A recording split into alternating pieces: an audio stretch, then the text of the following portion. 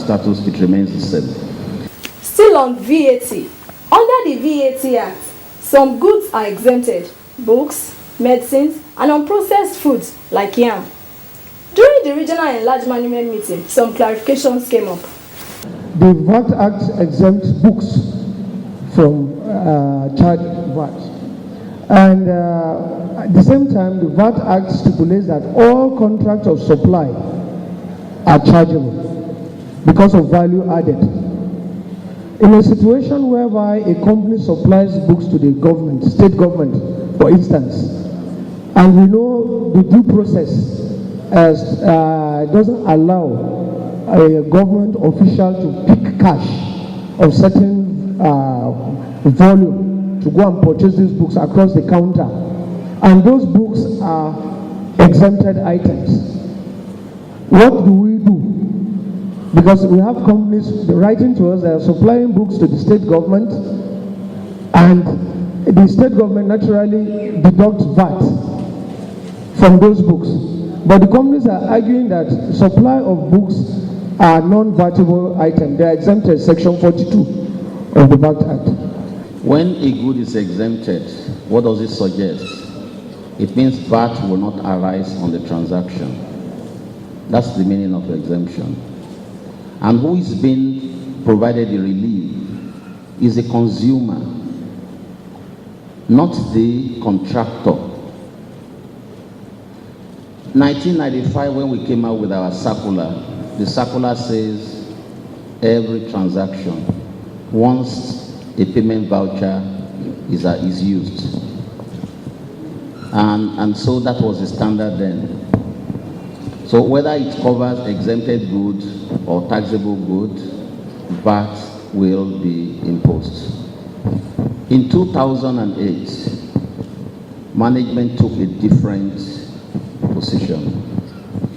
Now, with respect to the contracts awarded by MDAs, they end up being the consumers.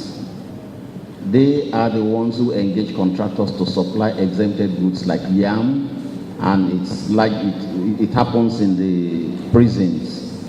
They supply yam, so the contractor goes to the market, he buys yam, he doesn't pay VAT because VAT is not chargeable on exempted products. Now, when he supplies the yam to the MD and payment is to be made, they now charge VAT. The question is, why are you charging VAT? VAT is on transaction, and that transaction is the consuming of something. So management they considered the position of the technical committee, and the decision then was, with respect to all exempted items, VAT will no longer arise. A circular was issued out then to all MDAs.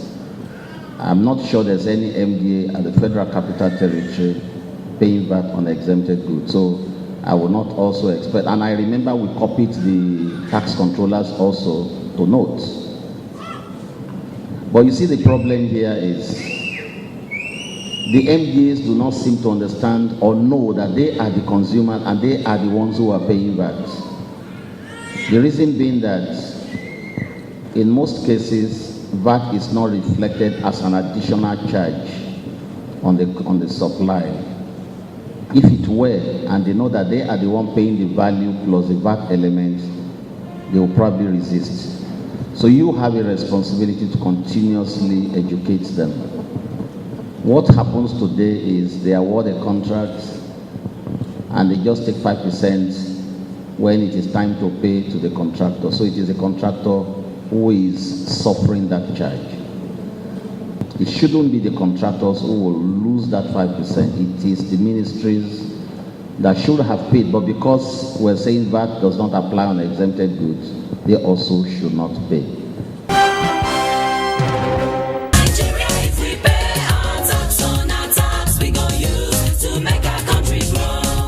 We are from Federal Inland Revenue Service. Hope I'm safe. You are safe. Can we have your receipt booklet, please? Thank you. Please, where is your VAT charge written in this your receipt? It is included in the total sum. No, it is wrong. It is wrong to write VAT inclusive. But that was how I've been writing it. It's wrong. Henceforth, please write your VAT charge separately on the same receipt for proper identification. Thank you. Producers and vendors of all vatable goods and services are by this message required to comply by showing clearly and separating VAT charged on the tax receipt. Also note that it is evasive and incorrect to write VAT inclusive on your receipt. This message is from the Federal Inland Revenue Service. There was also something on self-assessment vis-a-vis government assessment, which tax administrators like to call BOJ, best of judgment.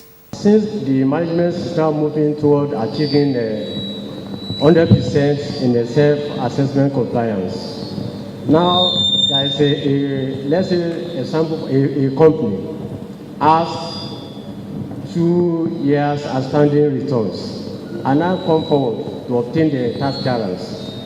And then the company insisted that I want to be assessed on BOJ. Then he want to be assessed on BOJ. Is not ready to prepare those outstanding returns. Then he insisted he's ready to pay how much you assess me. So what can we do in that respect, sir? Since January this year, the instruction we gave out to all the offices is to desist from raising BOJ. And we said to you, once you know the due date of filing, between the end of the accounting date and the due date, it's a period of 6 months. You must ensure that you write at least 3 letters within that 6 months period. First, at the end of the expiration of the accounting date, you congratulate them for a successful accounting year. 2 months later, you remind them that the account will soon be due, and exactly 6 months period of grace lapsing, you then tell them that because they failed, you will be visiting them for an enforcement.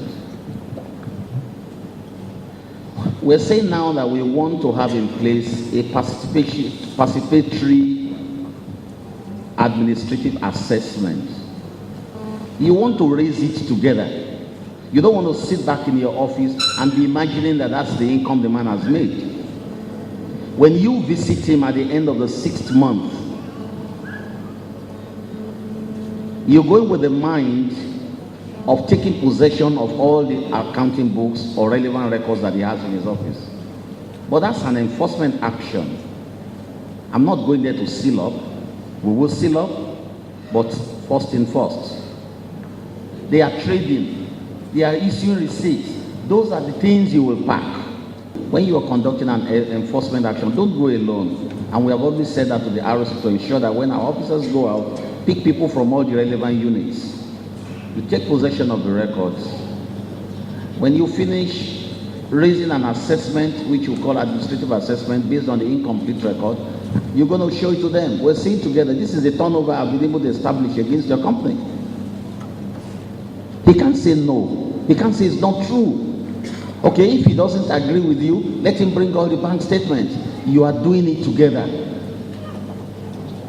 That's the change we're introducing. Because such an assessment that you raise, you are not likely to discharge.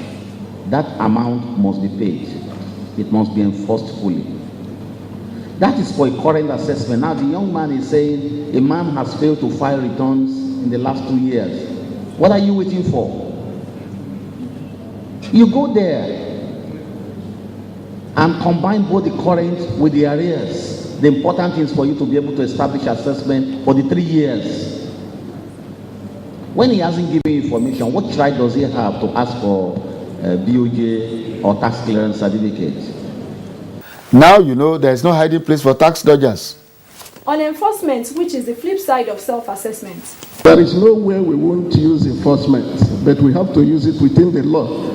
Like self-assessment says, the person has 6 months after the due date, and another 2 months. For instance, if the accounting year is 31st December, that person has up to 30th June to file and make his payments. And where he doesn't do it by 30 June, he has an additional 2 months within which to make the payment, but only one lump sum. That means every taxpayer has 8 months grace. What happens? The question now is, what happens after 8 months?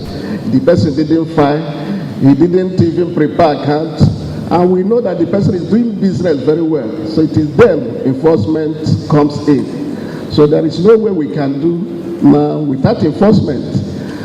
The enforcement must go together with self-assessment, but on a gradual process. So there are things we have to do, before enforcing, so that we won't be infringing on the right of the taxpayer. As you can see, it is indeed a win-win situation at every regional enlarged management meeting. We left something to the very end, and that is the fact that the day after the regional enlarged management meeting, now talking about Friday, the 12th of August, a stakeholders forum was held, a tete-a-tete between the FRS top management and taxation stakeholders in the region. Taxpayers, tax consultants, bankers through whom we all pay our taxes, local government officials, officials of state ministries, departments and agencies. That story will come to you very soon, without forgetting that we still owe you the second installment of the story of the stakeholder summit that was held in Abakaliki. All those will come your way very soon. All you need to do is to keep faith with this program. My name once again is Olumiwa Matuloko from Toby. Bye for now.